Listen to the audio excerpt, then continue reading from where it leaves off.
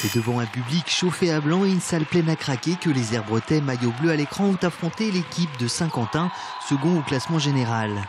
Très vite, pour leur dernier match à domicile, les Spartiates prennent les commandes de la partie. Appliqués et efficaces, les hommes de Mohamed Benani ne laissent que peu de chance aux Picards, avec Ngoé et Moussa intraitables à la finition. Tout au long de ce premier set, les guerriers du bocage n'ont pas été inquiétés par les Saint-Quentinois, qui n'avaient pourtant pas fait le déplacement pour faire de la figuration. Les Vendéens s'imposent dans le premier set 25-18. Assez rapidement, dans le deuxième set, les visiteurs vont inverser la tendance, notamment grâce à Twifoua, l'ex-capitaine herbretais, qui bouscule la formation vendéenne sur son service. 4-7, puis 6-13, le match semble alors filer entre les doigts de l'équipe locale. Mais c'était sans compter sur l'enjeu du match, car pourtant avec 11-19 au compteur, la formation picarde perd le rythme. Moins précise, elle semble tétanisée par l'issue de ce match.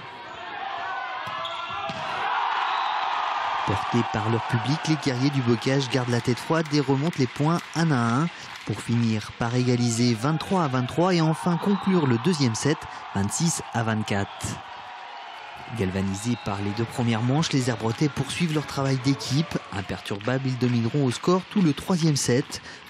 12-7, puis 19-15, la machine vendéenne était imperturbable ce soir-là.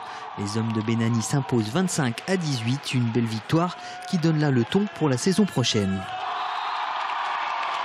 On a fait un match très correct, on a été bon dans tous les secteurs du jeu. Je ne sais pas ce qui s'est passé du côté de Saint-Quentin, je pense qu'ils avaient trop de pression.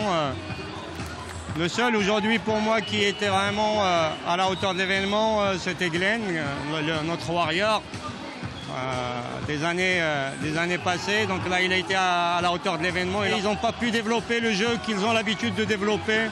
Est-ce que c'est la pression, est-ce que c'est autre chose? En tout cas nous on a maintenu un niveau de jeu relativement régulier. Pour le coach de Saint-Quentin et son équipe, c'est un véritable coup de massue et le sésame pour la Ligue B qui s'envole.